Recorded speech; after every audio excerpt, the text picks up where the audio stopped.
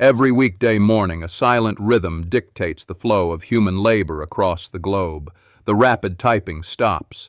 The heavy industrial machinery goes quiet. A collective migration begins toward a warm, dark liquid poured into heavy ceramic mugs. This brief window of time feels as natural as breathing. It feels like a biological necessity built into our very DNA, a deeply human urge to rest. Yet this daily pause is not a natural human rhythm at all. It is a carefully engineered artifact of the modern economy. The 15 minutes of freedom experienced at a desk is the result of a massive corporate strategy. It is a story of global trade, shifting labor expectations, and a brilliant psychological trick played on the American workforce. To uncover the true origins of this daily ritual, one must look past the rising steam and examine the relentless machinery of early industry.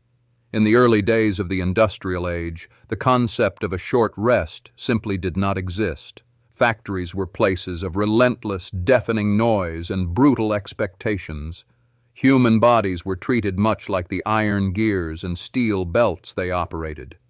Laborers worked until the factory whistle blew for a long, heavy midday meal, and then they worked until the sun went down.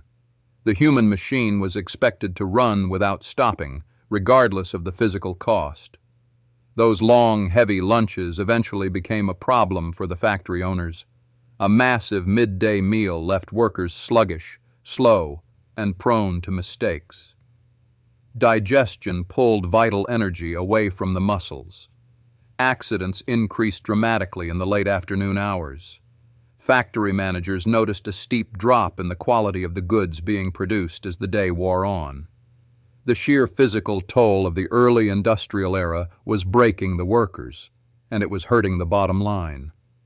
As the 20th century dawned, industrialists realized that extreme human fatigue was incredibly expensive.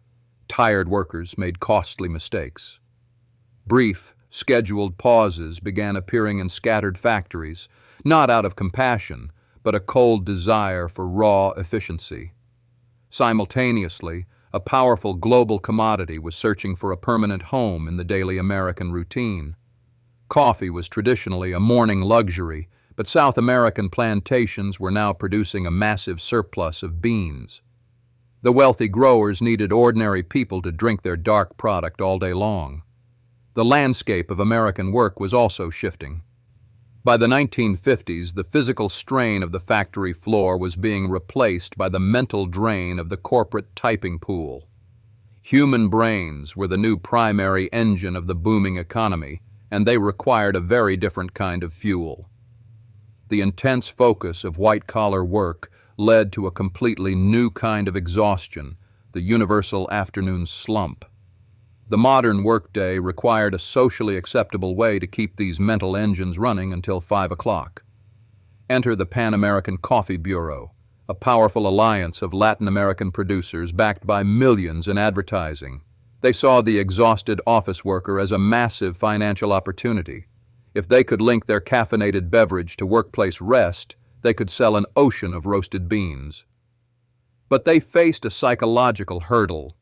In the hyper-productive culture of the 1950s, stepping away from a desk was considered shameful and lazy. The Bureau had to convince both harsh bosses and anxious employees that resting was actually a vital form of working.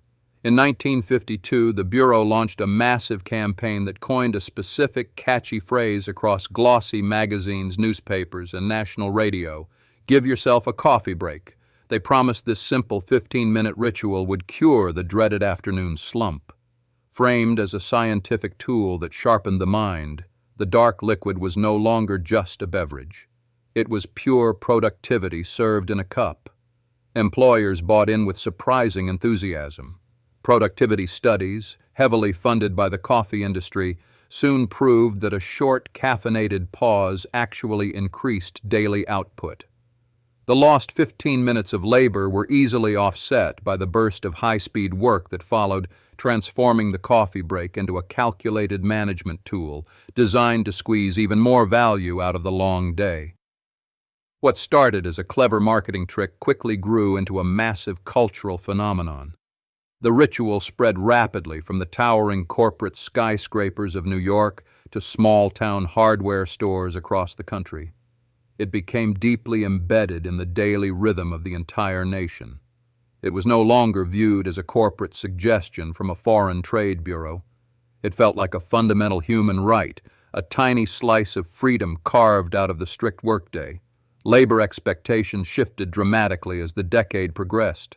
Powerful labor unions began to write the 15-minute pause directly into their official contracts. Workers demanded that the time be fully paid by the company. The right to stop working, drink a hot beverage, and stare at the wall became fiercely protected by law in many places. The marketing campaign had been so wildly successful that the resulting ritual was now a permanent, unmovable fixture of the modern economy. The physical architecture of the office actually changed to accommodate this new national habit.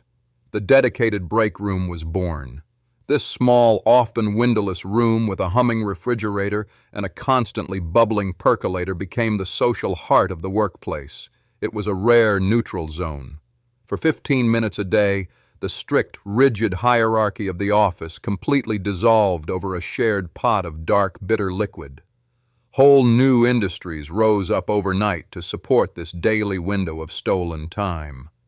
Vending machines dispensing hot cups of instant brew appeared in long factory hallways. Mobile catering trucks began to circle industrial parks at exactly 10 in the morning and 3 in the afternoon. The economic impact of the coffee break rippled outward, creating massive wealth far beyond the original tropical plantations of the Pan-American Coffee Bureau. There is a deep, fascinating irony hidden inside this universally beloved ritual. The break is cherished as a rare moment of escape from the endless demands of capitalism.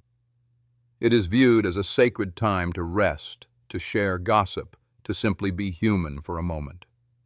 Yet the entire concept was engineered by capitalism to make the workforce more efficient.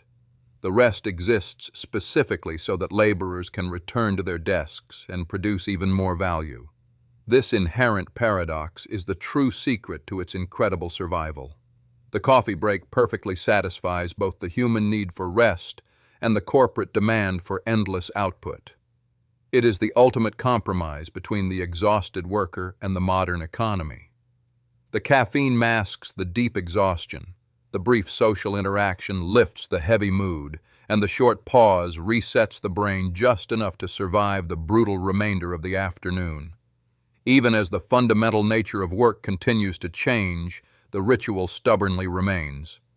The heavy steel typewriters of the 1950s office culture have been replaced by silent, glowing glass screens. The sputtering percolator has been replaced by the sleek, high-pressure espresso machine.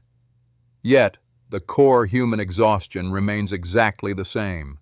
The modern brain still hits a brick wall, and it still desperately craves that 15-minute sanctuary away from the noise. Remote workers sitting entirely alone in their quiet living rooms still faithfully honor the tradition.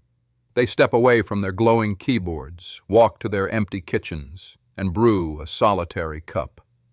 The physical break room may be completely gone for many, but the deep psychological need for the pause is stronger than ever. The brilliant marketing campaign of the 20th century successfully rewired our collective understanding of how a human day should flow. The true origins of this daily habit are mostly forgotten by the people who rely on it. The Pan-American Coffee Bureau dissolved decades ago, fading into history. The clever advertising executives who dreamed up the campaign are long gone, but their manufactured creation outlived them all. They took a simple agricultural product and miraculously turned it into a unit of time.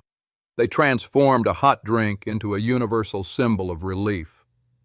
When the busy office goes quiet and the rich scent of roasted beans fills the air, it carries the heavy weight of the past. This is not just a simple beverage meant to wake the mind.